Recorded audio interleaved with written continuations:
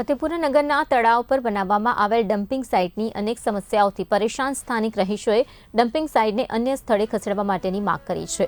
ફતેપુરા નગરથી Fatepura court, science school, મુસ્લિમ ઘાંચી સમાજનું કબ્રસ્તાન તેમજ જીઈબી ઓફિસ તરફ જવાના માર્ગ પર આવેલા તળાવની બાજુમાં ડમ્પિંગ સાઇટે હોવાના કારણે અહીંથી પસાર થતા લોકોના આરોગ્ય પર સીધી અસર થઈ રહી છે।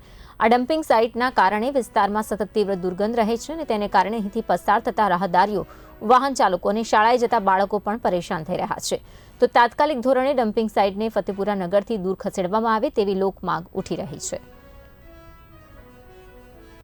ફતેપુરા પંચાયત द्वारा તળાવની અંદર જે ડમ્પિંગ યાર્ડ બનાવ્યું છે, જે મુખ્ય રસ્તાને નજીક જ છે, જેનો કચરો રસ્તા ઉપર ચાલે છે। અહીંયા અમારું મુસ્લિમ સમાજનું કબ્રસ્તાન આવેલું છે, જ્યાં અમારે આવવું જવું બહુ મુશ્કેલ થાય છે અને અહીંથી કોર્ટ પણ આવેલી છે અને સાયન્સ સ્કૂલ પણ આવેલી છે। ત્યાં બાળકોને નીકળવાની બી ઘણી મુશ્કેલી પડે છે। એટલે અને આ ડમ્પિંગ યાર્ડમાં કરોડિયા પંચાયત, ફતેપુરા પંચાયત અને કાળિયાવંડા ગ્રામ પંચાયત દ્વારા કચરો નાખવામાં આવે છે।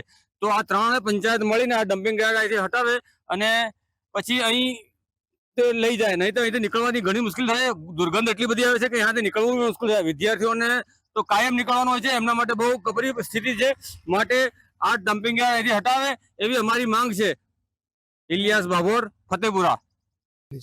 ત્યાં બાજુ એક ગંદકીનું બહુ મોટું સામ્રાજ્ય છે અને આ સામ્રાજ્ય વારંવાર રજૂઆત મામલતદાર લેવલે રજૂઆત કરેલી છે, ટીડીઓ સાહેબ લેવલે રજૂઆત કરેલી છે અને ઉપલા લેવલે પણ અમારા મુસ્લિમ સમાજના બિરાદરો ઘણા ઉપર સુધી પણ રજૂઆત કરેલી, પણ એક મુસ્લિમના નાતે કોઈ પણ આ વસ્તુને સમજવા તૈયાર નથી।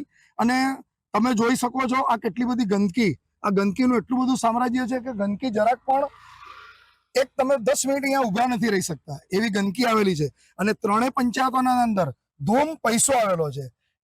ફતેપુરા પંચાયતમાં પણ પૈસા છે 80 થી 85 લાખ રૂપિયા, કાળિયાવલુંડામાં પણ છે 80-85 લાખ રૂપિયા, કરોડિયામાં બી છે અને ત્રણેય પંચાયત ભેગા મળી અને કોઈ ડમ્પિંગ યાર્ડ આ ડમ્પિંગ યાર્ડને સ્વચ્છ અને સુંદર બનાવી દે એવી અમે આશા રાખીએ છીએ।